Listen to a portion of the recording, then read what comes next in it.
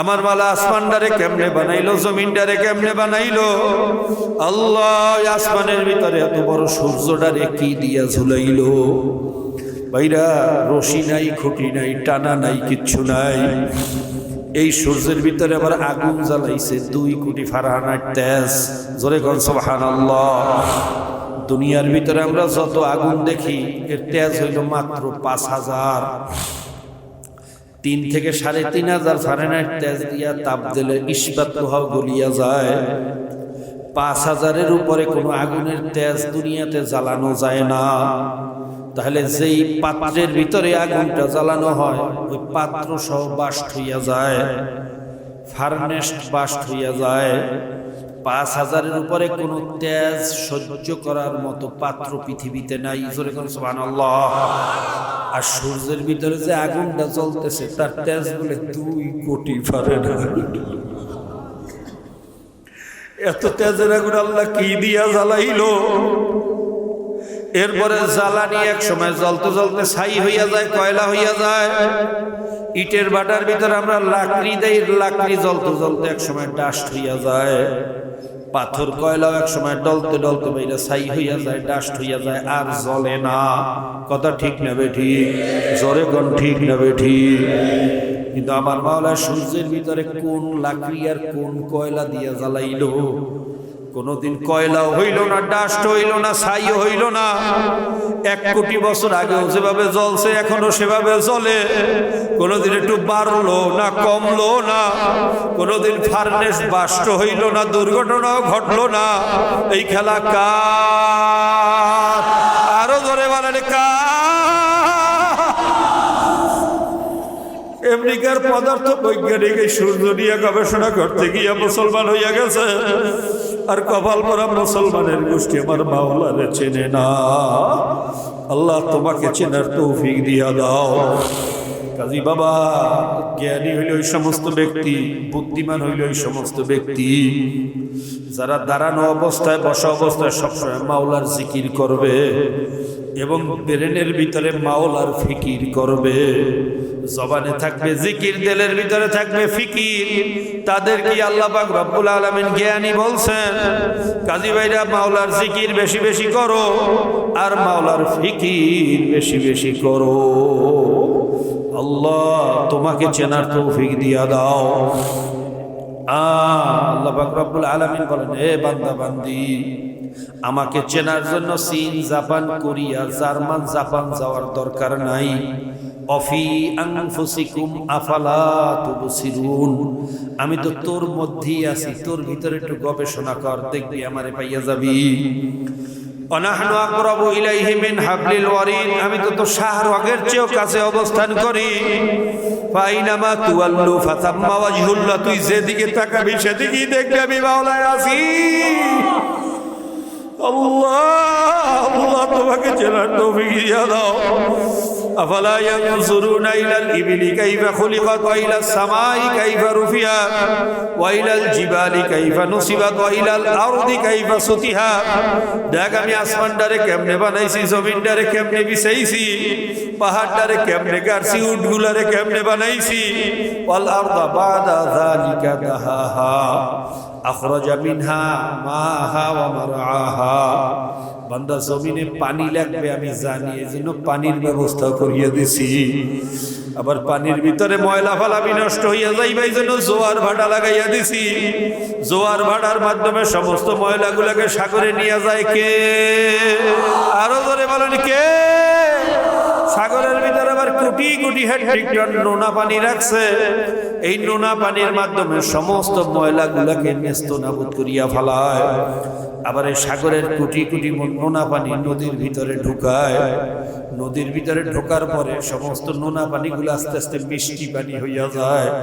বাবা, চিন্তা করিয়া দেখছেন কোনদিন পৃথিবীর কোন যন্ত্র দিয়া, কোন ফিল্টার দিয়ে এরকম কোটি কোটি নোনা পানিকে মিষ্টি পানি বানানো যায়? এ খেলা কার? আরো ধরে বলেন কার? মরিচ বুখাইলি এই পানি নিয়ে গবেষণা করতে গিয়া, কোরআনের ভিতরে ভুল ধরতে গিয়া,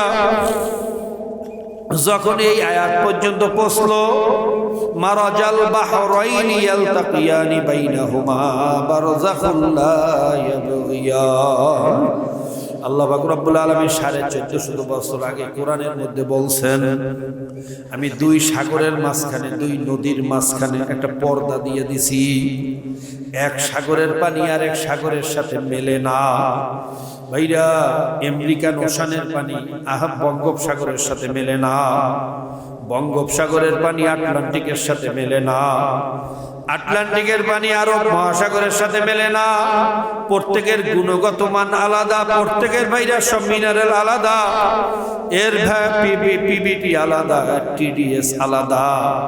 এমনকি পদ্মার পানিও মেঘনার সাথে মেলে না, মেঘনার পানিও পদ্মার সাথে মেলে না। এই জন্য পদ্মার ইলিশের স্বাদ আলাদা, মেঘনার ইলিশের স্বাদ আলাদা। আবার এই কীর্তনখোলা নদীর ইলিশের মাছের স্বাদ আবার আলাদা। আল্লাহ তোমাকে চেনার তৌফিক দিয়া দাও। মরিস বুখাইলি চিন্তা করলো 1450 বছর আগে এই পানি মাপার কোনো পিএস মেশিন, টিডিএস মেশিন ছিল না। এই পানির পিবিডি মাপার কোনো যন্ত্র ছিল না। নবী মুহাম্মদ এই মরুভূমির দেশে বসিয়া নদী বা সাগর সম্পর্কে এত নির্ভুল থিওরি কিভাবে দিল? এটা নিশ্চয়ই মুহাম্মদের কোনো থিওরি না। এটা এই থিওরির মালিক কে? আরো ধরে বলেন কে? মরিস বুখাইলির যখন একদিন হইয়া গেছে, কালেমা পড়িয়া মুসলমান হইয়া গেছে, আর কপাল পরা মুসলমানের গোষ্ঠী আমার মাওলারে চেনে না। ডক্টর হিলারিয়ান হেইগে, ব্রিটেনের বড় প্রভাবশালী ভাইরা পাদ্রী, পোপ ফ্রান্সিসের মতো আরেক প্রভাবশালী পোপ আমার মালিকের পরিচয় পাইয়া মুসলমান হইয়া গেছে। জোরে কোন সুবহানাল্লাহ। ব্রিটিশ প্রধানমন্ত্রী টনি ব্লেয়ারের শালী লরেন বুথ, সাবেক প্রধানমন্ত্রী, যেই ব্রিটিশ আইনে সারা পৃথিবীটা নিয়ন্ত্রণ হয়, সেই ব্রিটিশ প্রধানমন্ত্রী টনি ব্লেয়ারের শালী লরেন বুথ আফগানিস্তানে গিয়া জার্নালিজমের কামে মাওলার পরিচয় পাইয়া মুসলমান হইয়া গেছে। বাবা শিব শক্তি মহারাজ 22টা ভাষায় কথা বলতে পারতো, 4টা ভাষায় ছিল ডক্টরেট ডিগ্রি, 12টা ভাষায় ছিল পণ্ডিত, 4টায় ছিল ডক্টরেট ডিগ্রি। বৃন্দাবন সহ 12টা আশ্রমের মালিক, হাজার হাজার কোটি টাকার মালিক, 25 কোটি হিন্দুদের ধর্মীয় ভগবান ছিল। ধোবাইরা হিন্দুরা তাকে ভগবানের অবতার মনে করিয়া সেজদা করত। জোরে কোন নাউজুবিল্লাহ। যে এত জহিন, এত বীরেন, এটা কোনো মানুষের হইতে পারে না, নিশ্চয়ই সে ভগবানের কোনো অবতার। তাদের পূর্বপুরুষদের ইতিহাস পড়লে আপনারা দেখবেন এখনো তাদের স্কুলে ইতিহাস পড়ানো হয়। তাদের পূর্বপুরুষরা ছিল সব জলদস্যু, ডাকাতি করত সমুদ্রে। কি অনেকে জানে, অনেকে মনে জানে না। এই সারা দুনিয়া লুটপাট করিয়া, সম্পদ জমা করিয়া, এখন একটা ভদ্রতার মুখোশ লাগাইয়া মরল সাজছে। নাউজুবিল্লাহ। টাকার জোরে, ক্ষমতার জোরে ভাইরা মুখোশধারী ভাইরা ভদ্র সাজা যায়, কিন্তু আসলে ভদ্র হওয়া, ভদ্র হওয়া যাদের জন্মের ঠিক নেই তাদেরকে আমরা ভদ্র বলতে পারি? যেরকম পারি? যারা পায়খানা করিয়া পানি খরচ করে না তাদেরকে আমরা ভদ্র বলতে পারি? পশ্চিমা বাথরুমে কোনো, আপনারা জানেন, পানির ব্যবস্থা নেই, পানিরই কোনো ব্যবস্থা নাই। যদি পশ্চিমা এয়ারপোর্টে আপনারা যান, একটা বিপদে পড়বেন। খাওয়ার গ্লাসের পানির মধ্যে টিস্যু ভিজাইয়া তারপর এই পানি ব্যবহার করতে হইবে বাথরুমে গেলে, এছাড়া উপায় নেই। কি জানেন তো? অনেকে মনে জানেন না। 15 দিনে গোসল করে না, এমনকি ফরজ গোসল করে না। এই অনেকে আছে যারা জানে। আমি প্রথম যখন 2006 বেড়াইতে গেছিলাম ব্রিটেনে, বাথরুমে ঢুকিয়া এখন চিন্তা করি ঘটনা, কমোডের তো শাওয়ার, হ্যান্ড শাওয়ার ছাড়া পানি ব্যবহার করা কঠিন, কিন্তু হ্যান্ড শাওয়ার দেখতেছি। বাংলাদেশের একটা বদনা, আমার যেহেতু আত্মীয়র বাড়ি বাংলাদেশের, যে এই বিভিন্ন কোম্পানির, কি কোম্পানি যেন আমার কোনো মনে নাই, সেই কোম্পানির একটা বদনা, গোসলখানা থেকে পানি এনে তারপর ওই বাইরে বাথরুম সারতে হবে। কেন ওই পশ্চিমা ঢঙের যত বাথরুম আছে বাথরুম পানির কোনো ব্যবস্থাই নেই, পানি দিয়ে করবি গাইকে তো পানি হয় না। আমাদের দেশে কয় কি হোসা, জোরে কয় না আগা হোসা, কথা ঠিক না ভাইরা? যারা আজ্ঞা হোসে না, মুত্তে পানি লয় না, এমনকি ফরজ গোসল করে না, 15 দিনে গোসল করে না, যাদের জন্মে ঠিক নেই, সারা পৃথিবীর মধ্যে সবচেয়ে বেশি দর্শন হয় আমেরিকা। নাউজুবিল্লাহ কয় না? প্রত্যেক 1.3 সেকেন্ডে একটা করে দর্শন হয়। অনেকের তো খবর নাই, কিন্তু আফসোস এই খবরগুলা পত্রিকার ফার্স্ট পেজে বড় হেডিং এ আসে না, ভিতরে ছোট আকারে আসে। একটা ঘটনা যদি মুসলমান কোন দেশে এটা ঘটতো, তাহলে পশ্চিমা মিডিয়া দেখতেন লাল হেডিং এ ফার্স্ট পেজে বিশাল নিউজ। কথা কয় না? একটা দর্শন যদি ঘটতো, কি কথা ঠিক না? দুনিয়া ফাটাইয়ে ফেলে। আরব দেশগুলো এখনো পৃথিবীর ভিতরে সবচেয়ে দর্শনের দিক থেকে কম। সুবহানাল্লাহ। আফগানিস্তানে 4 বছরে দর্শন হয়েছে মাত্র 3টা। কয়টা? জোরে কোন? এই 4 বছরে তালেবানদের শাসন আমলে সারা পৃথিবী যাদেরকে অবরোধ দিয়ে রাখছে, পৃথিবীর পশ্চিমা শক্তিগুলো তালেবানদেরকে অবরোধ দিয়ে রাখছে, তাদের সাথে কোনো ব্যবসা বাণিজ্য করবে না, তাদের সাথে কূটনৈতিক কোনো সম্পর্ক করবে না, তাদেরকে কোনো স্বীকৃতি দেবে না। এরপরেও ইসলামের বাতাস বসার কারণে অর্থনীতির দিক থেকে ডলারকে অতিক্রম করছে তালেবান। সুবহানাল্লাহ কইবেন না? অর্থনীতি এমন ভাবে ডেভেলপ হইতেছে, বিশেষজ্ঞ জিওপলিটিক্যালে যারা বিশেষজ্ঞ বা ভূতত্ত্ববিদ, তাদের গবেষণায় তারা বলতেছে যে এইভাবে যদি চলতে থাকে আগামী 10 বছরের মধ্যে এই আফগানিস্তান হবে পৃথিবীর মধ্যে সবচেয়ে শক্তিশালী অর্থনীতি। আচ্ছা বলেন তো, আফগানিস্তান ল্যান্ডলক একটা কান্ট্রি, সারা ভাইয়া তাদের কোনো সমুদ্র বন্দর নেই, আর সমুদ্র বন্দর ছাড়া কোনো দেশ উন্নত হইতে পারে না। বোঝেন তো? আপনি বড় বড় মিল ইন্ডাস্ট্রিজ করতে হইলে বড় বড় ফ্রাইল হুইল, বড় বড় মেশিন, বড় বড় ইন্ডাস্ট্রিয়াল জিনিসপত্র, ইকুইপমেন্ট আনতে বাইরে এটা প্লেনে আনা সম্ভব? কথা বলেন, এটা প্লেনে আনা সম্ভব না। বড় বড় হুইলগুলো আনতে হয়। এইগুলা ল্যান্ডলক কান্ট্রিতে যেহেতু সমুদ্র বন্দর নাই, তাদের দেশে ইন্ডাস্ট্রিজ গুলো করা খুবই কঠিন। এরপর আবার পশ্চিমা দেশ ন্যাটো সহ সবাই মিলে দেশে অবরোধ। কত বুঝতে পারতেছে? প্রথম বিজয় হওয়ার পরে সমস্ত বিশেষজ্ঞরা বলছিল যে অল্প দিনের মধ্যে আফগানিস্তানের দুর্ভিক্ষ শুরু হইবে, কেন ব্যবসা নাই, বাণিজ্য নাই, লকল্যান্ড একটা কান্ট্রি, হ্যাঁ ল্যান্ডলক একটা কান্ট্রি, এই দেশে উন্নত হওয়ার কোনো সুযোগ নেই, এখানে দুর্ভিক্ষ দেখা দেবে। কিন্তু আশ্চর্য ঘটনা, দুর্ভিক্ষের পরিবর্তে এত উন্নতি হয়েছে যে 60 টাকার গরুর গোশত কিনে 2 জনে ভাত খাওয়া যায়। এই বরকত কিসের বরকত? ইসলামের। কথা কয় না? ইসলামের। আরো জোরে কর। আল্লাহ বরকত কেমন ঢালা ঢালছে দেখেন ভাইরা। আপনারা জানেন আফগানিস্তানে, আপনার বিরক্ত হন না তো? আজকে কেন অন্যদিকে কথা চলে যাইতেছে। রুহানি ওয়াজ, দিলের খোরাক, মুহতারাম আমিরুল মুজাহিদিন হযরত বিশর হুজুর চরমনাই জাদাত হায়াত ওয়া কাসরাত খিদমত, সবাই বলেন আল্লাহুম্মা আমিন। তিনি ইনশাআল্লাহ আপনাদেরকে বয়ান শুনাইবেন। আমি সংক্ষিপ্ত যে আলোচনা করতেছি, না মুসলমানরা ইসলাম বলতে চায় না। বাংলাদেশের মুসলমানরা ইসলাম, যদি মুসলমানরা ইসলাম বুঝতো তো 92% মুসলমানের দেশে মদের আইন, জেনার আইন থাকতে পারে না। কথা ঠিক না বে ঠিক?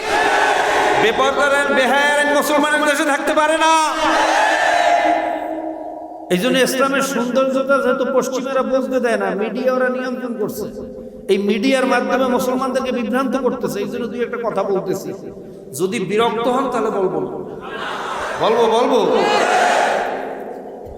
আচ্ছা দেখেন, যেই দেশে হওয়ার কথা ছিল দুর্ভিক্ষ, কি জোরে কোন? দুর্ভিক্ষের পরিবর্তে এই দেশে উন্নত। ওই দেশে অধিকাংশ চাষ হইতো আপনারা জানেন পপি, অধিকাংশ কৃষকরা পপি চাষ করত। পপি দিয়া বিভিন্ন মাদক দ্রব্য উৎপাদন হয়, সেটা আফিন হয়, মরফিন হয়, প্যাথেরিন হয়, এরপরে আপনার হিরোইন হয়, এই জাতীয়। এরপর আরো কি কি যেন আমি সব জানিও না, অনেক ধরনের নেশাদ্রব্য জিনিস এটা দিয়ে তৈরি হয়।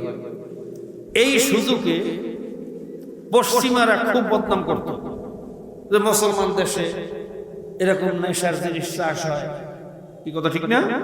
খুব বদনাম করত।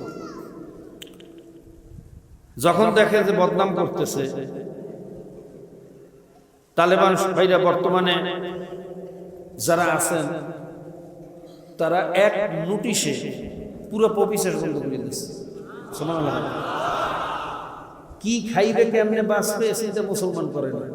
রেজেকের মালিক কে? আরো জোরে কম। কৃষকরা হাউকাউ লাগিয়ে দিয়েছে, আমরা কি করে খাবো?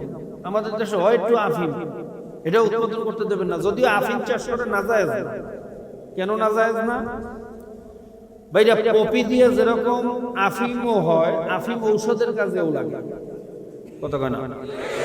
পপি দিয়ে যেরকম হিরোইনও হয়, পপি দিয়ে ওরকম মরফিন, প্যাথেরিন ইনজেকশনও হয়। যেই ইনজেকশন অপারেশনের রোগীর জন্য অপরিহার্য একটা চিকিৎসা। অপারেশনের রোগীর জন্য প্যাথেরিন, মরফিন ইনজেকশন ছাড়া অপারেশন করা যায় না। অনেকে মনে হয় জানেন, অনেকে হয়তো নাও জানতে পারে। তো পপি দিয়ে নেশাও হয়, পপি দিয়ে ঔষধও হয়, কথা বুঝছেন? আঙ্গুর দিয়ে মদও বানায়, আঙ্গুর দিয়ে জুসও বানায়। এখন কি এটা আঙ্গুরের দোষ না যে মদ বানায় তার দোষ? কারণ কি আঙ্গুর উৎপাদন করা না যায় বলতে পারবেন? টাকা দিয়ে মদও কেনে, টাকা দিয়ে দুধও কেনে। এখন কি টাকা পকেটে নেওয়া হারাম না যে মদ কেনে তার জন্য হারাম? যে মদ কেনে তার দোষ, টাকার দোষ। ঠিক পপি দিয়ে যেরকম নেশা হয়, পপি দিয়ে এরকম ঔষধও হয়। কাজে যেটা দিয়ে নেশা বানায় তার দোষ, পপির দোষ যেরকম দোষ। কাজে এটাকে নাজায়েজ বলার কোনো সুযোগ নাই। কিন্তু হাসানাতুল আবরার সাইয়্যিদুল মুকাররাবিন, মুসলমান মুমিনের জন্য যেই কথায় মানুষ আঙ্গুল তুলতে পারে, সেই কথা ভাইরা যারা মুকাররাব বান্দা বান্দি, আল্লাহ পাকের নৈকট্যতা অর্জন করছে, তারা সেই কাজ করতে যদিও জায়েজ, যদিও কি হয়। এই জন্য ওলামায়ে কেরামের জন্য অনেক জিনিস ভাইরা সাধারণের জন্য যেটা জায়েজ, ওলামাদের জন্য সেটা না জায়েজ। মাসালা জানেন তো? যেমন নিষিদ্ধ সময়ে, নিষিদ্ধ এলাকায় একটা পতিতালয়ের সামনে দিয়া একজন আলেমকে রাত 12টার সময় তার হাঁটা সম্পূর্ণ না জায়েজ। সাধারণ মানুষের জন্য হাঁটা জায়েজ, আলেমের জন্য কি? জোরে কোন? কারণ সাধারণ মানুষ যাতে এই সন্দেহ করতে না পারে যে আলেম মনে হয় ওই জায়গা থেকে বের হয়েছে। নাউজুবিল্লাহ কয় না? এই জন্য মুকাররাবদের জন্য যেইটা নাজায়েজ, সাধারণের জন্য সেটা কি?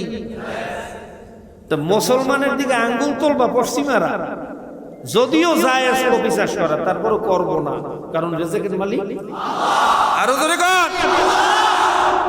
যখন পপি চাষ বন্ধ করে দিয়েছে, কৃষকদের মধ্যে হাউকাউ লাগিয়ে গেছে যে এখন আমরা কি করিয়ে খাবো? আফগান সরকার বলে তুলা লাগা। সুবহানাল্লাহ। কি বলেন, এত তুলা দিয়ে কি করবো? আমি ভালো জাতের বীজ এনে দিতেছি, তোরা লাগা, আমি এটা সঠিক দাম দিয়ে তোদের থেকে কিনবো। লাগাইছে তুলা, বাধ্য, লাগাইতে তো বাধ্য। চালাকি করার সুযোগ, ধরে কোন সুযোগ, বাধ্য হয়ে লাগাইছে। ভাইরা কি আশ্চর্য ঘটনা!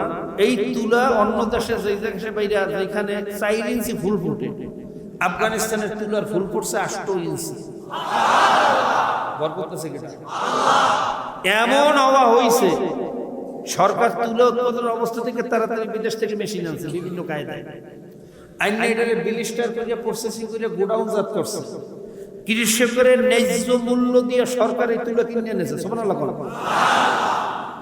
নিজেরা স্টক করছে, বিদেশে এক্সপোর্ট করছে, উন্নত মানের স্পিনিং মিলের মাধ্যমে সুতা উৎপাদন করিয়া এখন আফগানিস্তানের সুতা আর তুলা পৃথিবীর ভিতরে শ্রেষ্ঠ। আরো ধরে কোন? এটা কি কিসের কারণে হয়েছে? কিসের কথা কয় না? বোঝেন? ইসলাম বোঝেন? লাগাইছে ভাইরা বেদানা, ওই যে কি বলে আনার, এমন হওয়া হয়েছে যে পামির কোলা, সাফা কোলা সারা পৃথিবীর ভিতরে এখন ছেড়ে ভাইরা। আমেরিকারা গোপনে গোপনে, যদিও প্রকাশ্যে অবরোধ দিয়ে রাখছে, কিন্তু ব্যবসায়ীরা গোপনে ভালো জুস যেহেতু উৎপাদন হয় 100% পিওর জুস, এই গোপনে সবচেয়ে বেশি জুস যায় এখন আমেরিকা। বরকত আছে কেটা? আরো ধরে গান বাইরে এইভাবে যেখানে হাত দেয়, দেশে খনির মধ্যে হাত, বাইরে লিথিয়াম, যার দাম হইল কমপক্ষে $3 ট্রিলিয়ন। এই পুরো বাংলাদেশটা ব্যস্ত মানে $3 ট্রিলিয়ন সম্পদ পাওয়া যায়। দেশে খোসা আরেক জায়গায় পাইছে পান্না, ওই যে হীরামতি পান্না শুনছেন না, দামি পাথর, দেশে কে? বরকতের মালিক কে? আরেক জায়গায় খোসা দেশে, বাংলাদেশের চেয়ে বড় এরিয়া, পুরো জায়গার মধ্যে স্বর্ণে ভরা। আমার কাছে ভিডিও আছে, বিভিন্ন ভাইরা ডকুমেন্টারি আছে, দেখতে চাইলে দেখাইতে পারবো। এখন এলাকার লোকজনে ওই বালু সালাইয়া ধুইয়া টুইয়া স্বর্ণের বালু কালেকশন করে বেচতেছে। আর যেখানে বড় বড় চাকা পাওয়া যায় স্বর্ণের, সেই জায়গায় সরকার বাউন্ডারি দিয়ে রাখছে, তারা নিজস্ব প্রযুক্তিতে স্বর্ণ উঠাইবে। যত পাথরের পাহাড়, অধিকাংশ পাহাড় আয়রন এবং কপার, তামা, দস্তা, সীসায় ভরা, পুরা দেশটা সম্পদে ভরা। দেশে কি বরকতের মালিক কে? আরো জোরে গান কে? আল্লাহ পাক রব্বুল আলামিন আমাদেরকে ইসলাম বোঝার তৌফিক দান করুন। তো ভাইরা যে কথা বলতেছিলাম, এই 4 বছরে দর্শন হয়েছে মাত্র 3টা। যেখানে আমেরিকায় দর্শন হয় প্রত্যেক 1.3 সেকেন্ডে একটা। নাউজুবিল্লাহ। আফগানিস্তানে দর্শন হয়েছে 4 বছরে মাত্র 3টা, তাও ধরা পড়ছে এবং তাদের বিচার হয়েছে। সুবহানাল্লাহ কইবেন না? এই সৌন্দর্যটা কিসের সৌন্দর্য? জোরে কম। ইসলাম যে কত সুন্দর বাইরে বুঝাইতে পারলাম না। যদি বুঝাইতে পারতাম আর বুঝতেন, তাহলে দেশের 28,30,00,000 600 কোটি টাকা বিদেশে পাচার হইতেন। 200-র উপরে পদ্মা সেতু হয়, 28,600 কোটি টাকা কাগজপত্র হিসেবে বের হইছে। এটা দেশের থেকে বিদেশে পাচার হইছে, খালি মুসলমানের সন্তান ইসলাম না বোঝার কারণে। কি কথা ঠিক না? খুন দর্শনের তো অভাব নাই। কি কথা ঠিক না? এমনকি নিজের দেশের উৎপাদন বন্ধ করিয়া বিদেশি পণ্য ঢুকাইছে টাকার বিনিময়ে। আমার দেশে এত মেধাবী, এত সুন্দর ভাইরা ছেলেরা থাকা সত্ত্বে কোন মিল ইন্ডাস্ট্রিজ মাথা জাগাইতে পারে না, করতে দেওয়া হয় না। কারণ মিল ইন্ডাস্ট্রিজ যদি হয়, আমাদের দেশের মানুষগুলো যদি উদ্যোক্তা হইয়া যায়, উৎপাদন শুরু করিয়া দেয়, তাহলে তো ভারতের সিএনজি বাংলাদেশে চলবে না। ভারতের বাইরে মোটরসাইকেল বাংলাদেশে, এই যত মোটরসাইকেল দেখেন কোন দেশে? যত সিএনজি, আরো জোরে কর ভাইরা, যত ট্রাক, এই টাটা, অক্সিজেন, এরপর মাহিন্দ্রা কোম্পানি, বিভিন্ন কোম্পানি দেখছেন না কোন দেশে? এমনকি বিদ্যুৎ উৎপাদন, এই বিদ্যুৎ যে দেখেন কুইক রেন্টাল সহ চড়া মূল্য দিয়া, কোন কোন ক্ষেত্রে 1 ইউনিট বিদ্যুৎ সরকার ভর্তুকি দিতে দিতে 50 টাকা পর্যন্ত সরকারি টাকা ধ্বংস হইতেছে। নাউজুবিল্লাহ। আসছিল স্যামসাং কোম্পানি আমাদের দেশে ইনভেস্ট করার জন্য 2018 সালে। আমাদের দেশে ইন্ডাস্ট্রিজ বানাইবে, উৎপাদন করবে, বেকারত্ব দূর করবে। ভাইরা আজকে আমাদের দেশে বেকারত্বের একটা অভিশাপ, কোটি কোটি শিক্ষিত যুবক বেকার। নাউজুবিল্লাহ। এই বেকার ছেলেরা শিক্ষিত হওয়ার পরে যখন চাকরি পায় না, বাড়িতে গিয়ে শান্তি পায় না। বাবায় দাবার দেয়, মায়ের দাবার দেয়, স্ত্রী দাবার দেয় যে কেমন পোলা হইছো, কিসের পড়ালেখা করছো, চাকরিও পাও না, তোমার একটা অপদার্থ দুনিয়া তৈরি পারে না, যাও এখান থেকে বাইরে হয়ে যাও। কথা কয় না? ও ঘরেও পায় না শান্তি, বাইরেও পায় নাকি? এরপর যাইয়া মাথা নোয়াইয়া ঝিমাইতে ঝিমাইতে ধরে নেশা। কথা কয় না? এরপর ধরে ছিনতে, এরপর করে চাঁদাবাজি, এরপর করে ঘাট দখল, এরপর করে গরু চুরি। কথা ঠিক না বে ঠিক? এরপর নেতারা আবার এই যুবকদেরকে কাজে লাগায় ইলেকশনের সময়, ডাকাতি করতে তো ওরই লাগে। কথা ঠিক না? এই সব কাজের জন্য দায়ী হইল আমাদের দেশের এই পুরানো, এই যে বস্তা বসা, নোংরা, বিষাক্ত, কলুষিত এই নোংরা রাজনীতি হলো এর জন্য দায়ী। কি কথা ঠিক না? বিদেশিরা আসছিল আমাদের দেশে বুলেট ট্রেন বানিয়ে দেবে, ভারতের চাপে বুলেট ট্রেন বানাইতে পারে না। কারণ বুলেট ট্রেন যদি বানানো হয় তাহলে ভারতের এই যে বাস গাড়ির চেসিস এবং ট্রাক এগুলোর বিক্রি কমিয়ে যাবে, বুলেট ট্রেন বন্ধ। নাউজুবিল্লাহ বলে স্যামসাং কোম্পানি বড় আশা নিয়ে আসছিল, তাদেরকে এয়ারপোর্ট থেকে বিদায় দিয়েছে।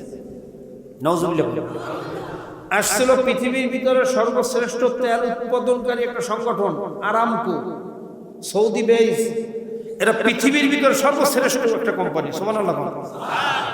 তারা আসছিল আমাদের দেশে, যেহেতু বঙ্গোপসাগর মাতার বাড়ি, গভীর সমুদ্র, সিপোর্ট, সেখানে মাদার ভেসেল সহ বড় বড় বিদেশি জাহাজগুলো আসতে পারে। বুঝতে পারছেন? এটা আল্লাহর রহমত না? সুবহানাল্লাহ। অন্যান্য দেশের সমুদ্র বন্দরের কাছে জাহাজ আসতে পারে না। চড়ালো জমি অনেক কিলোমিটার দূরে রাখতে হয় মাদার ভেসেলগুলো, সেখান থেকে ছোট ছোট লাইটার জাহাজে মাল টাইনে খালাস করে আমাদের জেডির মধ্যে আসে। কিন্তু মাতার বাড়িতে আল্লাহ পাক এমন একটা জায়গা আমাদেরকে দেশে, যেখানে সরাসরি বিদেশি জাহাজ, ডিপ সির জাহাজ, মাদার ভেসেলগুলো সেখানে ঘাট দিতে পারে। এইরকম একটা সুন্দর জায়গা আমাদের দেশে আছে। এটা দেখে আরামকো আসছে তাড়াতাড়ি যে আমাদের একটু জায়গা দাও, আমরা এখানে তেল। ভাই আওয়াজটা শুরু করেন তো, এখনো প্রতিধ্বনি হইতেছে, প্রতিধ্বনি কমান, সাউন্ড বক্স কমান। আমাদেরকে জায়গা দিলে আমরা এখানে তেল পরিশোধন করব, অপরিশোধিত তেল পরিশোধন করিয়া এই এশিয়ার বিভিন্ন দেশে আমরা সাপ্লাই দেব। এটা কি ভালো না খারাপ? আচ্ছা, আমাদের দেশে যদি তেল শোধন হইতো, অপরিশোধিত তেল শোধন করিয়া সাপ্লাই দেওয়া হইতো, তাহলে আমরা বলতে পারতাম না যে আমাদের দেশে বসে এটা করো, আমাদেরকে কম দামে তেল দেওয়া লাগবে? পারতাম না? যেমন সৌদি আরবে পানির চেয়ে তেলের দাম কম, জানেন তো? অনেকে মনে হয় জানে না। 1 লিটার পানির দাম বাইরে 2 রিয়াল, অথচ 1 লিটার, আমি যখন প্রথম গেছি 1 লিটার তেলের দাম ছিল 90 হালালা, অর্থাৎ 90 পয়সা, 85 পয়সাও বলেছিল। সুবহানাল্লাহ। অথচ ওই সময় পানির দাম ছিল ছোট এক বোতল 1 লিটার মনে হয় 1 রিয়াল ছিল। তাহলে পানির দাম বেশি না তেলের দাম বেশি? তা আমরাও যদি দাবি করতাম তোমার দেশে তেল উৎপাদন করো, তোমার দেশে তেলের দাম কম, আমরাও তো তোমাকে ছোট ভাই, আমাকে দেশে তেলের দাম কমাই দিই, দেশের উন্নতি হইতো না অবনতি হইতো? সুবহানাল্লাহ কয় না? এরপরে 20 বছর পর যখন চুক্তি শেষ হয়ে যেত, ওরা যে ফ্যাক্টরি ইকুইপমেন্ট গুলো এখানে ফিট করতো, এটাকে নিয়ে যেত না ধুয়ে যেত? কথা কয় না? চুক্তির মধ্যেই তো থাকতো যে 20 বছর পর এটার মালিকানা আমাদের দিয়ে দেবে, 20 বছর তুমি করো।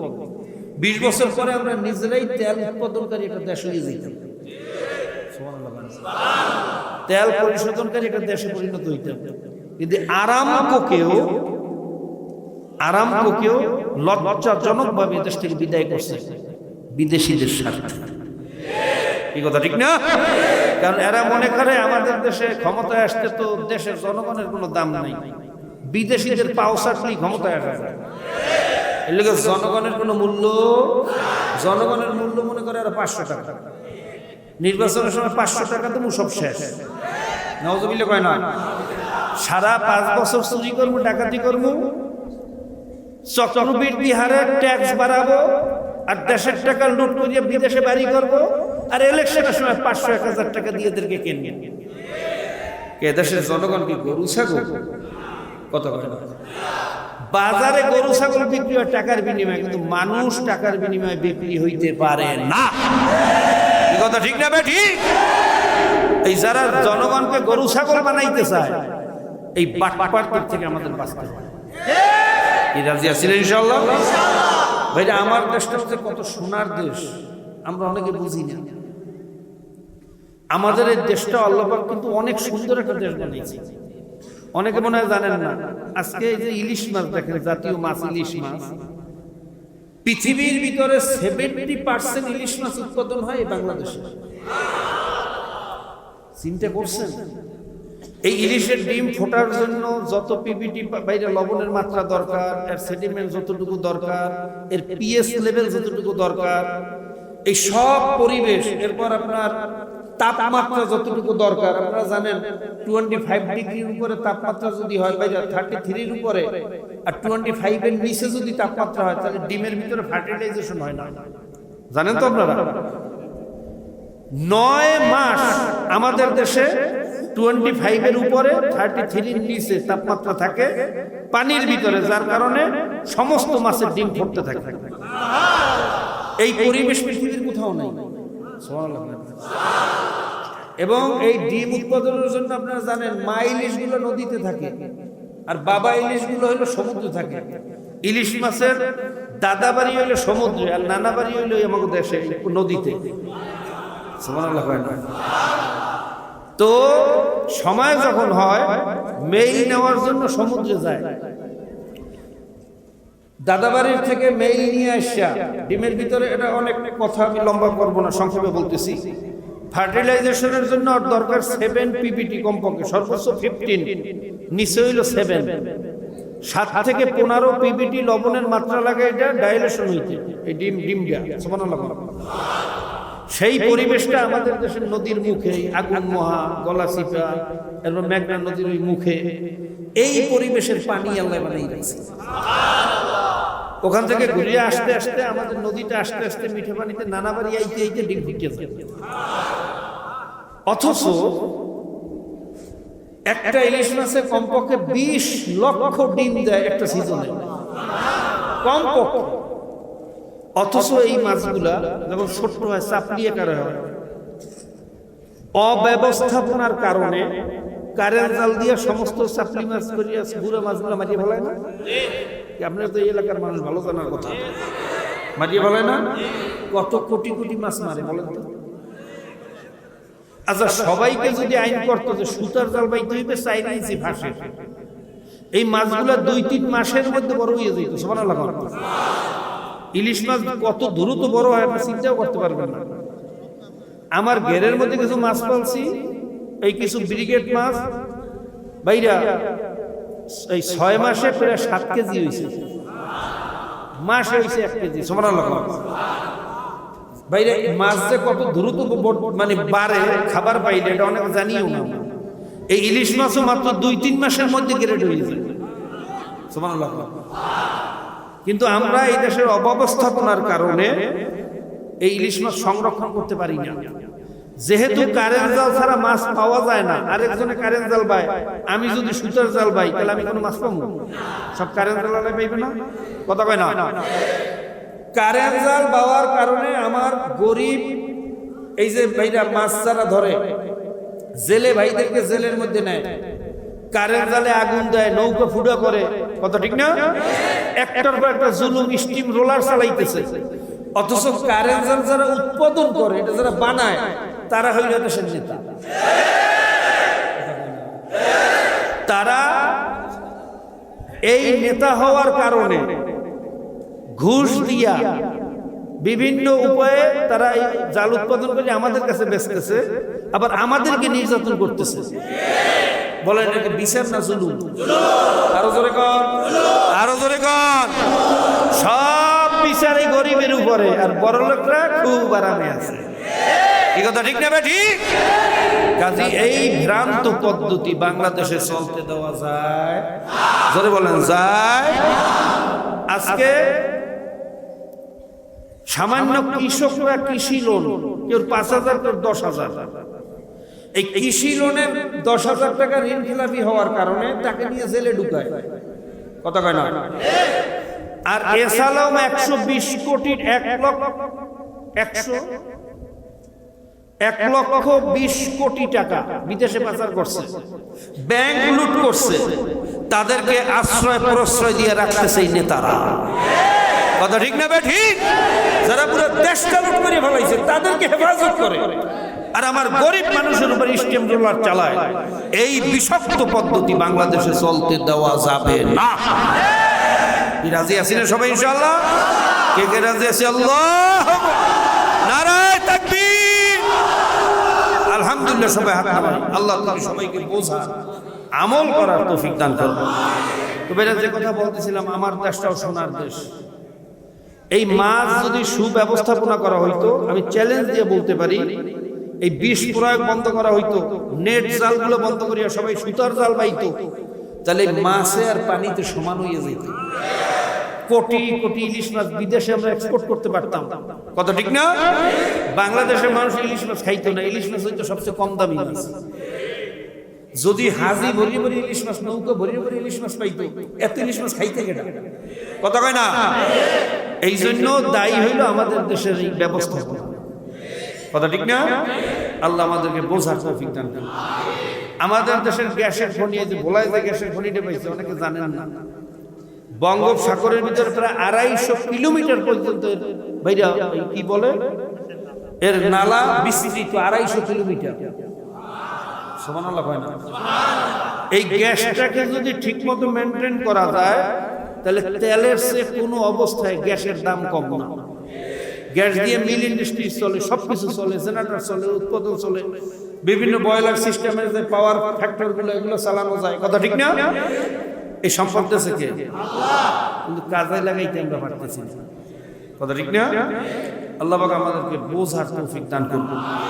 আমাদের চরিত্র ভালো না, আমাদের কি ভালো না, কি ভালো না? আমাদের চরিত্র যদি ভালো হইতো, আমরা যদি ভালো হইতাম, আমি বিশ্বাস করি এই বাংলাদেশটা পৃথিবীর ভিতরে একটা শ্রেষ্ঠ দেশের মধ্যে পরিণত হইতো। আল্লাহ পাক আমাদেরকে চরিত্র গঠন করার তৌফিক দান করুন। কি রাজি আছি না সবাই ইনশাআল্লাহ? চরিত্র কেমনে গঠন করব? লোভ তো মানুষের মধ্যে থাকবেই, থাকবে না? হিংসা থাকবে, বক্স থাকবে, তমা থাকবে, রাগ থাকবে, লোভ থাকবে। এই লোভ অন্তর থেকে দূর করতে হবে, অন্তরকে তৈয়ার করতে হবে। কি রাজি আছি না? এইটা তৈয়ার করার পদ্ধতি কি?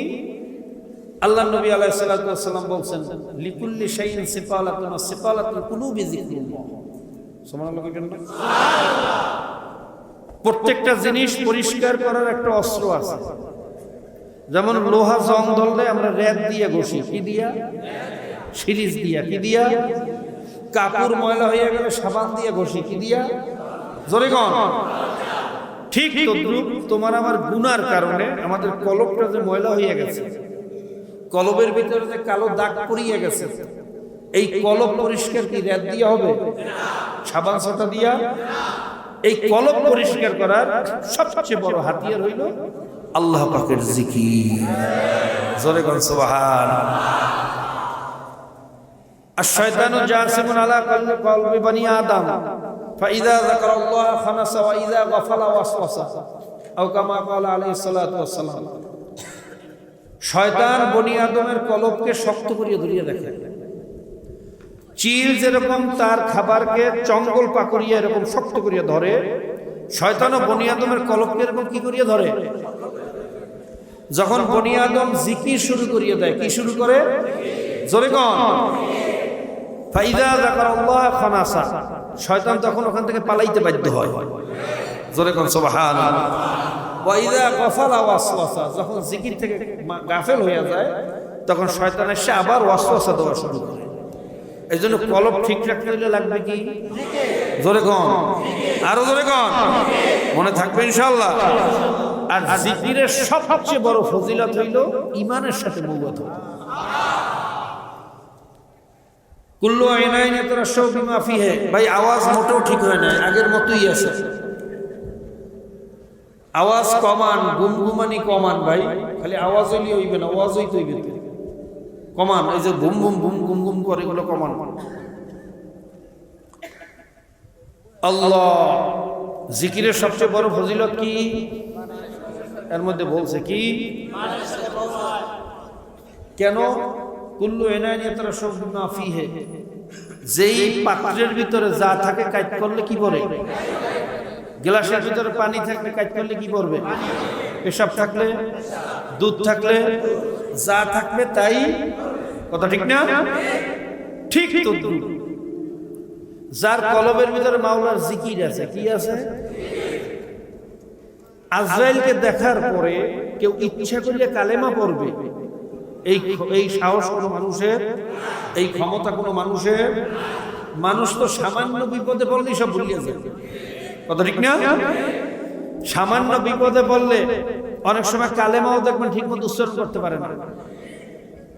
তা আজরাইলের বিপদ তো পৃথিবীর সবচেয়ে বড় বিপদ। আজরাইলে এক হাত থাকবে মাশরিকে, এক হাত মাগরিবে, সারা দুনিয়া জোড়া হবে তার সূরাত, সারা শরীরে লম্বা লম্বা পশম, পশমের গোড়া দিয়ে আগুনের জিহ্বা বাইর হইতে থাকবে।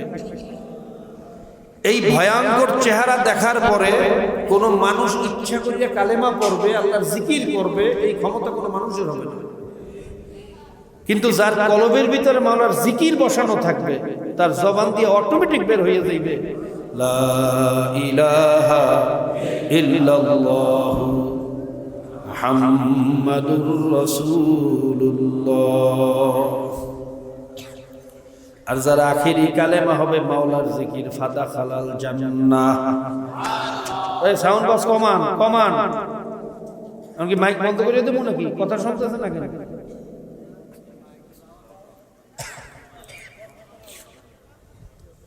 কাজী ভাইরা, জিকির বেশি বেশি পরিমাণে করতে হবে। কলব পরিষ্কার করার জন্য জিকিরের কোনো বিকল্প নাই, এই জন্য জিকির বেশি করতে হবে। রাজি আছি না নাই? জোরে কোন রাজি না নারাজি?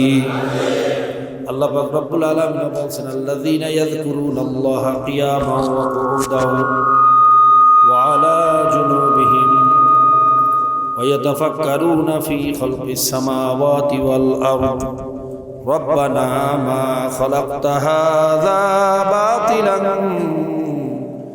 সুবহানাকা ফাকিনা আযাবান নার। সবাই বলুন সুবহানাল্লাহ। আল্লাহ পাক বলেন, জ্ঞানী হইল ওই সমস্ত ব্যক্তিরা যারা দাঁড়ানো অবস্থায়, বসা অবস্থায়, শোয়া অবস্থায়, অর্থাৎ সর্ব অবস্থায় আমি মাওলার জিকির বেশি বেশি করে। কি বেশি করে? যারা পাথফাইন্ডার বানাইছে তাদেরকে আল্লাহ পাক জ্ঞানী বলেন না। যারা ভাইরা প্লেন বানাইছে, শুধু খাওয়া বাসার বিদ্যা শিখছে, তাদেরকে আল্লাহ জ্ঞানী বলেন না। একটা গরুও সকাল থেকে সন্ধ্যা পর্যন্ত শুধু একটাই চিন্তা করে, কেমনে খাবো, কেমনে বাঁচবো, আর কোনো চিন্তা ওর নাই। কথা ঠিক না বেঠিক? ঠিক তদ্রূপ যেই মানুষটার ভিতরে শুধু একটাই চিন্তা, কেমনে খাবো, কেমনে বাঁচবো, আর কোনো চিন্তা নাই, ওই মানুষটার ভিতরে আর গরুর ভিতরে কোনো পার্থক্য নাই। যার ভিতরে এই চিন্তা নাই, কোথায় ছিলাম, কোথায় আসছি, কোথায় রওনা করছি, বাবা কোথায় গেল, দাদা কোথায় গেল, নানা কোথায় গেল, আমি কোথায় যাব, দুনিয়াতে কিভাবে আসলাম, মায়ের পেটে কিভাবে ছিলাম। জোরে কোন সুবহানাল্লাহ। মায়ের পেটে যখন ছিলাম তখন নাক দিয়া শ্বাস করা লাগে নাই, নাভি দিয়া খাওয়াইছে, মুখ দিয়া খাওয়ার দরকার হয় নাই, পায়খানা পেশাব করার কোনো প্রয়োজন হয় নাই। দুনিয়াতে আসার পরে এখন আমার নাক বা শ্বাস বন্ধ হয়ে গেলে বাঁচি না, পায়খানা পেশাব বন্ধ হইয়া গেলে আমাকে আর বাঁচাইতে পারে না। দুনিয়ার সমস্ত ডাক্তার একত্রিত হইয়া আমাকে নাভি দিয়া খাওয়াইতে পারে না। ওই মায়ের ভিতরে সবসময় পানির ভিতরে ভাসতেছিলাম, তখন কিভাবে মাওলা বাঁচাইয়া রাখলো, আর এখন আমি কেমনে বাঁচতেছি, আমার মাওলা কেমন কুদরতের মাওলা। কথা ঠিক না বেঠিক? মিন নুতফাতিন আমশাজিন নাবতালিহি ফাজআলনাহু সামিয়াম বাসীরা। আল্লাহ পাক রব্বুল আলামিন ভেজাইল্লা নাপাক পানি দিয়া, যেই ভেজাইল্লা নাপাক পানির ভিতরে কোথায় হাত, কোথায় পাও, কোথায় চক্ষু, কোথায় কান, কোথায় দাগ, কোথায় নাক, কোথায় হাত, কোথায় হাড্ডি, কোথায় গোশত, যার কোনো অস্তিত্ব তালাশ করিয়া পাওয়া যায় না। পৃথিবীর সমস্ত অনুবীক্ষণ যন্ত্র একত্রিত করলেও আপনার আমার কোনো অস্তিত্ব ওই পানির ভিতরে পাওয়া যাবে না। কথা ঠিক না বেঠিক? এরকম ভেজাইল্লা নাপাক পানি দিয়া আমার মায়ের উদরের ফ্যাক্টরির ভিতরে ফালাইয়া 10 মাস 10 দিন ঘুরাইয়া ফিরাইয়া এত সুন্দর চেহারা দিয়া বানাইলো কে? আরো জোরে বলেন কে? ওয়ায়াতাফাক্কারুনা ফি খালকিস সামাওয়াতি ওয়াল আরদ। জ্ঞানী হইল ওই সমস্ত ব্যক্তি যারা আমার আসমান নিয়ে চিন্তা করে, জমিন নিয়ে চিন্তা করে। আমার মালা আসমানটারে কেমনে বানাইলো, জমিনটারে কেমনে বানাইলো। আল্লাহ আসমানের ভিতরে এত বড় সূর্যটারে কি দিয়া ঝুলাইলো। ভাইরা, রশি নাই, খুঁটি নাই, টানা নাই, কিচ্ছু নাই। এই সূর্যের ভিতরে আবার আগুন জ্বালাইছে 2 কোটি ফারাহানার তেজ। জোরে কোন সুবহানাল্লাহ। দুনিয়ার ভিতরে আমরা যত আগুন দেখি এর তেজ হইল মাত্র 5000। 3 থেকে 3500 ফারেনহাইট তেজ দিয়া তাপ দিলে ইস্পাত লোহাও গলিয়া যায়। 5000-এর উপরে কোনো আগুনের তেজ দুনিয়াতে জ্বালানো যায় না। তাহলে যেই পাত্রের ভিতরে আগুনটা জ্বালানো হয় ওই পাত্র সহ বাস্ট হইয়া যায়, ফার্নেস বাস্ট হইয়া যায়। 5000-এর উপরে কোনো তেজ সহ্য করার মতো পাত্র পৃথিবীতে নাই। জোরে কোন সুবহানাল্লাহ। আর সূর্যের ভিতরে যে আগুনটা জ্বলতেছে তার তেজ বলে 2 কোটি ফারেনহাইট। এত তেজের আগুন আল্লাহ কি দিয়া জ্বালাইলো। এরপরে জ্বালানি এক সময় জ্বলতে জ্বলতে ছাই হইয়া যায়, কয়লা হইয়া যায়। ইটের ভাটার ভিতরে আমরা লাকড়ি দেই, লাকড়ি জ্বলতে জ্বলতে এক সময় ডাস্ট হইয়া যায়। পাথর কয়লাও এক সময় ডলতে ডলতে বাইরে ছাই হইয়া যায়, ডাস্ট হইয়া যায়, আর জ্বলে না। কথা ঠিক না বেঠিক? জোরে কোন ঠিক না বেঠিক? কিন্তু আমার মাওলা সূর্যের ভিতরে কোন লাকড়ি আর কোন কয়লা দিয়া জ্বালাইলো। কোনদিন কয়লাও হইল না, ডাস্ট হইল না, ছাইও হইল না। 1 কোটি বছর আগেও যেভাবে জ্বলছে এখনো সেভাবে জ্বলে। কোনদিন একটু বাড়লো না, কমলো না। কোনদিন ফার্নেস বাস্ট হইল না, দুর্ঘটনাও ঘটলো না। এই খেলা কার? আরো ধরে বলেন কার? আমেরিকার পদার্থ বৈজ্ঞানিক এই সূর্য নিয়ে গবেষণা করতে গিয়া মুসলমান হইয়া গেছে। আর কপাল পরা মুসলমানের গোষ্ঠী আমার মাওলারে চেনে না। আল্লাহ তোমাকে চেনার তৌফিক দিয়া দাও।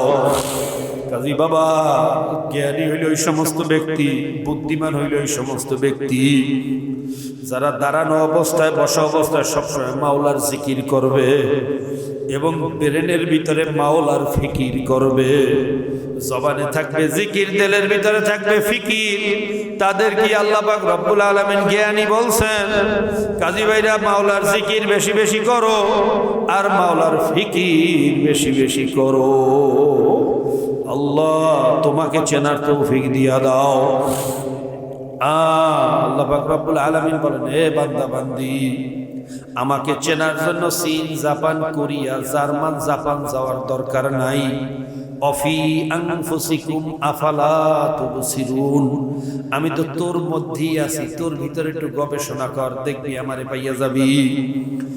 অনাহনু আকরাবু ইলাইহি মিন হাবলিল ওয়ারিদ। আমি তো তোর শাহরগের চেয়েও কাছে অবস্থান করি। ফাইনামা তুওয়াল্লু ফাতাম্মা ওয়াজহুল্লাহ। তুই যেদিকে তাকাবি সেদিকেই দেখবি আমি মাওলায় আছি। আল্লাহ, আল্লাহ তোমাকে চেনার তৌফিক দিয়া দাও। আফালা ইয়ানজুরুনা ইলাল ইবিলি কাইফা খুলিকাত ওয়া ইলাস সামাই কাইফা রুফিয়াত ওয়া ইলাল জিবালি কাইফা নুসিবাত ওয়া ইলাল আরদি কাইফা সুতিহাত। দেখ আমি আসমানটারে কেমনে বানাইছি, জমিনটারে কেমনে বিছাইছি, পাহাড়টারে কেমনে গাড়ছি, উটগুলারে কেমনে বানাইছি। ওয়াল আরদা বাদা যালিকা দাহাহা আখরাজা মিনহা মাহা ওয়া মারআহা। বান্দা, জমিনে পানি লাগবে আমি জানি, এজন্য পানির ব্যবস্থা করিয়া দিছি। আবার পানির ভিতরে ময়লা ফালাবি নষ্ট হইয়া যাইবে, এইজন্য জোয়ার ভাটা লাগাইয়া দিছি। জোয়ার ভাটার মাধ্যমে সমস্ত ময়লাগুলাকে সাগরে নিয়ে যায় কে? আরো ধরে বলেন কে? সাগরের ভিতরে আবার কোটি কোটি হেক্টর টন নোনা পানি রাখছে। এই নোনা পানির মাধ্যমে সমস্ত ময়লাগুলাকে নেস্তনাবুদ করিয়া ফেলায়। আবার এই সাগরের কোটি কোটি নোনা পানি নদীর ভিতরে ঢুকায়। নদীর ভিতরে ঢোকার পরে সমস্ত নোনা পানিগুলো আস্তে আস্তে মিষ্টি পানি হইয়া যায়। বাবা, চিন্তা করিয়া দেখছেন কোনদিন পৃথিবীর কোন যন্ত্র দিয়া, কোন ফিল্টার দিয়ে এরকম কোটি কোটি নোনা পানিকে মিষ্টি পানি বানানো যায়? এ খেলা কার? আরো ধরে বলেন কার? ওইরা মরিচ বুখাইনি এই পানি নিয়ে গবেষণা করতে গিয়া, কোরআনের ভিতরে ভুল ধরতে গিয়া যখন এই আয়াত পর্যন্ত পৌঁছলো, মারাজাল বাহরাইনি ইয়ালতাকিয়ানি বাইনাহুমা বারযাখুন লা ইয়াবগিয়ান। আল্লাহ পাক রব্বুল আলামিন 1450 বছর আগে কোরআনের মধ্যে বলছেন, আমি দুই সাগরের মাঝখানে, দুই নদীর মাঝখানে একটা পর্দা দিয়ে দিছি। এক সাগরের পানি আর এক সাগরের সাথে মেলে না। ভাইরা, আমেরিকান ওশানের পানি বঙ্গোপসাগরের সাথে মেলে না, বঙ্গোপসাগরের পানি আটলান্টিকের সাথে মেলে না, আটলান্টিকের পানি আরব মহাসাগরের সাথে মেলে না। প্রত্যেকের গুণগত মান আলাদা, প্রত্যেকের ভাইরা সব মিনারেল আলাদা, এর পিবিটি আলাদা, টিডিএস আলাদা। এমনকি পদ্মার পানিও মেঘনার সাথে মেলে না, মেঘনার পানিও পদ্মার সাথে মেলে না। এই জন্য পদ্মার ইলিশের স্বাদ আলাদা, মেঘনার ইলিশের স্বাদ আলাদা। আবার এই কীর্তন খোলা নদীর ইলিশের মাছের স্বাদ আবার আলাদা। আল্লাহ তোমাকে চেনার তৌফিক দিয়া দাও। মরিস বুখাইলি চিন্তা করলো 1450 বছর আগে এই পানি মাপার কোন পিএস মেশিন, টিডিএস মেশিন ছিল না। এই পানির পিবিটি মাপার কোন যন্ত্র ছিল না। নবী মুহাম্মদ এই মরুভূমির দেশে বসিয়া নদী বা সাগর সম্পর্কে এত নির্ভুল থিওরি কিভাবে দিল? এটা নিশ্চয়ই মুহাম্মদের কোনো থিওরি না। এটা এই থিওরির মালিক কে? আরো ধরে বলেন কে? মরিস বুখাইলির যখন একদিন হইয়া গেছে, কালেমা পড়িয়া মুসলমান হইয়া গেছে, আর কপাল পরা মুসলমানের গোষ্ঠী আমার মাওলারে চেনে না। ডক্টর হিলারিয়ান হেইগে, ব্রিটেনের বড় প্রভাবশালী ভাইরা পাদ্রী, পোপ ফ্রান্সিসের মতো আরেক প্রভাবশালী পোপ আমার মালিকের পরিচয় ভাইয়া মুসলমান হইয়া গেছে। জোরে কোন সুবহানাল্লাহ। ব্রিটিশ প্রধানমন্ত্রী টনি ব্লেয়ার শালী লরেন বুথ, সাবেক প্রধানমন্ত্রী, যেই ব্রিটিশ আইনে সারা পৃথিবীটা নিয়ন্ত্রণ হয়, সেই ব্রিটিশ প্রধানমন্ত্রী টনি ব্লেয়ার শালী লরেন বুথ আফগানিস্তানে গিয়া জার্নালিজমের কামে মাওলার পরিচয় পাইয়া মুসলমান হইয়া গেছে। বাবা শিব শক্তি মহারাজ 22টা ভাষায় কথা বলতে পারতো, 4টা ভাষায় ছিল ডক্টরেট ডিগ্রি, 12টা ভাষায় ছিল পণ্ডিত, 4টায় ছিল ডক্টরেট ডিগ্রি। বৃন্দাবন সহ 12টা আশ্রমের মালিক, হাজার হাজার কোটি টাকার মালিক, 25 কোটি হিন্দুদের ধর্মীয় ভগবান ছিল। ধোবাইরা হিন্দুরা তাকে ভগবানের অবতার মনে করিয়া সেজদা করত। জোরে কোন নাউজুবিল্লাহ। যে এত জহিন, এত বীরেন, এটা কোনো মানুষের হইতে পারে না, নিশ্চয়ই সে ভগবানের কোনো অবতার। এই মহা শিব শক্তি মহারাজ সে চিন্তা করলো, সব নিয়েই তো গবেষণা করলাম, কোরআন নিয়ে গবেষণা হইল না। আমি তো আরবি ভাষায়ও পণ্ডিত। এরা কোরআন নিয়ে যখন গবেষণা করতে গেছে, যত পৃষ্ঠা উল্টায় ততই আশ্চর্য হইয়া যায়। এটা কেমন কিতাব? এই কিতাব তো মানুষের দ্বারা লেখা সম্ভব না। এর মধ্যে সাহিত্য আছে, এর মধ্যে দর্শন আছে, এর মধ্যে সায়েন্স আছে, আর্টস আছে, ফিলোসফি আছে, মহাকাশের কথা আছে, জমিনের কথা আছে, মহাসমুদ্রের কথা আছে, স্বাস্থ্য বিজ্ঞান আছে, ভূতত্ত্ব আছে, সব ধরনের ইলম। ওই 1450 স্থিরতা নাই, অস্থির অস্থির ভাব, কোনো কাজকর্মে মনোনিবেশ করতে পারে না। স্ত্রী জিজ্ঞেস করে, স্বামী আপনার কি হইল? আপনি এরকম পাগল পাগল করতেছেন কেন? মরিস বুখাইলি বলে, আমার কি, শিব শক্তি বলে, আমার কি হইছে আমি জানি না, আমার শুধু কলিজার ভিতরে জ্বলে। ওইটা তখন স্ত্রীর কাছে কিছু বলে না। এইভাবে কয়েকদিন যাওয়ার পরে হঠাৎ যখন রাত্রে বলে একদিন ঘুমাইছে, গভীর রাত্রে স্বপ্নের মধ্যে দেখে কে যেন সুন্দর চেহারার একজন মানুষ, পাও থেকে মাথা পর্যন্ত সাদা পোশাকে আবৃত, চেহারাটা নূরে ভরা, তাকাইলে কলিজাটা ঠান্ডা হইয়া যায়। মুস্কি হাসি দিয়া বলতেছে, শিব শক্তি মহারাজ, তুই কিসের চিন্তা করো, কিসের ভয় করো? তোর কোনো চিন্তা নাই, তোর কোনো ভয় নাই। আমি মদিনার মুহাম্মদ উপস্থিত হইয়া গেছি। আয় আমার হাতে হাত দে, কালেমা পর মুসলমান হইয়া যা, তোর কোনো চিন্তা নাই। ঘুমের মধ্যে স্বপ্নের মধ্যে মুসলমান হইয়া কালেমা পড়িয়া যখন ঘুম ভাঙিয়ে গেছে, দেখে রুমটা ঘেরানে ভরিয়া গেছে, এমন ঘেরান আর কোনোদিন সে পায় না। তার একদিন হইয়া গেছে আমার স্বপ্ন সত্যতাতে কোনো সন্দেহ নাই। বাইরে অস্থিরতা আরো বাড়িয়ে গেছে, এখন আমি কি করব, আমি কোথায় যাব, কার কাছে বলবো। চিন্তা করলো এই মুহূর্তে আমার সবচেয়ে কাছের বন্ধু হইল আমার স্ত্রী, আমার স্ত্রীর কাছে আগে যাইয়া এই কথা বলবো। আমার নবীও বাইরা নবুয়তি পাওয়ার পরে সর্বপ্রথম খাদিজাতুল কুবরা রাদিয়াল্লাহু তাআলা আনহার কাছে বলছেন, আল্লাহ, খাদিজাতুল কুবরা রাদিয়াল্লাহু তাআলা আনহা প্রথম ইসলাম গ্রহণ করছেন। জোরে কোন সুবহানাল্লাহ। এই জন্য দেখবেন আমার মা বোনদের ইসলামের প্রতি সবচেয়ে দরদ বেশি।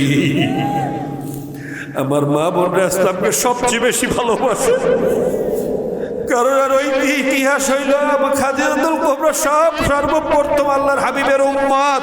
জোরে গান সুবহানাল্লাহ। শিব শক্তিও চিন্তা করলে আমি সর্বপ্রথম আমার স্ত্রীর কাছে বলি, দেখি কি হয়। ওই গভীর রাতে যখন স্ত্রীর কামরার দিকে রওনা করছে, পথের মধ্যে দেখে তার স্ত্রীও তার দিকে আসতেছে। স্ত্রীকে দেখে আসছে, বলে, বিবি তুমি এত রাত্রে কোথায় রওনা করছো? বিবি বলে, স্বামী তুমি কোথায় রওনা করছো? বলে, আমি তো তোমার কাছেই রওনা করছি। আমিও তো তোমার কাছে রওনা করছি। ঘটনা কি? বলে স্বামী কে যেন গভীর রাত্রে আমাকে মদিনার মুহাম্মদ পরিচয় দিয়ে কালেমা পড়াইয়া মুসলমান বানাইয়া দিয়েছে। আমি এই স্বপ্ন দেখার পরে অস্থির হইয়া গেছি, কার কাছে বলবো, কি করবো, এই জন্য তোমার কাছে রওনা করছি। এই কথা শোনার পরে শিব শক্তি দুই চোখের পানি ছাড়িয়ে দিয়ে মাওলার দরবারে কাঁদে আর বলে, মালিক, তোমার খেলা বোঝা বড় দায়, তোমার খেলা বুঝতে পারে কে আছে কোথায়। শিব শক্তি বলে, বিবি কাজ হইয়া গেছে, আল্লাহ বুঝি কবুল করিয়া ফেলাইছে। আমারে আল্লাহ একা ছাড়বে না, তোমারেও বলে কবুল করিয়া লইছে। বিবি আমি তো এই কথাই তোমার কাছে বলার জন্য রওনা করছি। চলো বিবি, আর এখানে থাকা যাবে না, ভারতের হিন্দুরা জানতে পারলে আমাদেরকে মারিয়া ফেলাইবে। ভাইরা সব ছাড়িয়া, টাকা পয়সা, সম্পদ, ক্ষমতা, সম্মান, এই সব কিছু ছাড়িয়া শুধু কালেমার মোহাব্বতের দেশ ছাড়িয়া বাংলাদেশে এসে পলাইছে। ভারতের চাপে বাংলাদেশে টেকতে পারে না, তাড়াতাড়ি বাংলাদেশ ছাড়িয়া মালয়েশিয়া গিয়ে আশ্রয় এনেছে। আজকে শিব শক্তির মতো মানুষ যদি কালেমার মোহাব্বতে, আমার মাওলার মোহাব্বতে দুনিয়ার সব স্বার্থ, সব সম্পদ, সব কিছু ত্যাগ করতে পারে, আর কপাল পোড়া মুসলমানের গোষ্ঠী মুসলমানের ঘরে জন্ম হইয়া বিনা চেষ্টায় ইসলামের দাওয়াত পাইয়া আমার মাওলার পরিচয় ভাইয়া আজকে ইসলাম বোঝো না। বাবা মনে করতে হবে কপাল পুড়িয়া গেছে, আর কিছু না। কাজী ভাইরা বেশি বেশি মাওলার কাছে দোয়া করেন, আমার জন্য দোয়া করেন, আমিও সবার জন্য দোয়া করি। মাওলা যেন তার গোলাপ হইয়া কবরে যাওয়ার তৌফিক দিয়া দেয়। আল্লাহ যেন তার জাকিরির শাকিরির খাঁটি বান্দা হইয়া, বান্দি হইয়া কবরে যাওয়ার তৌফিক দিয়া দেয়। ভাইরা কলব তৈয়ার করা লাগবে, কলব ভাইরা পরিষ্কার করা লাগবে। কলব তৈয়ার করার জন্য সবচেয়ে বড় হাতিয়ার মাওলার জিকির। বেশি বেশি মাওলার জিকির করো, দেখবা কলব পরিষ্কার হইয়া গেছে। একটু ধ্যান ও খেয়ালের সাথে, মোহাব্বতের সাথে মাওলার জিকির করো। জবানে জিকির করবা লা ইলাহা ইল্লাল্লাহ, দিলে দিলে খেয়াল করবা আল্লাহ বাদে কেহ মাবুদ নাই, আল্লাহ বাদে কেহ মাবুদ নাই। লা ইলাহা ইল্লাল্লাহ, লা ইলাহা ইল্লাল্লাহ, লা ইলাহা ইল্লাল্লাহ, ইল্লাল্লাহ লা ইলাহা ইল্লাল্লাহ লা ইলাহা ইল্লাল্লাহ লা ইলাহা ইল্লাল্লাহ লা ইলাহা ইল্লাল্লাহ লা ইলাহা ইল্লাল্লাহ লা ইলাহা ইল্লাল্লাহ লা ইলাহা ইল্লাল্লাহ লা ইলাহা ইল্লাল্লাহ লা ইলাহা ইল্লাল্লাহ লা ইলাহা ইল্লাল্লাহ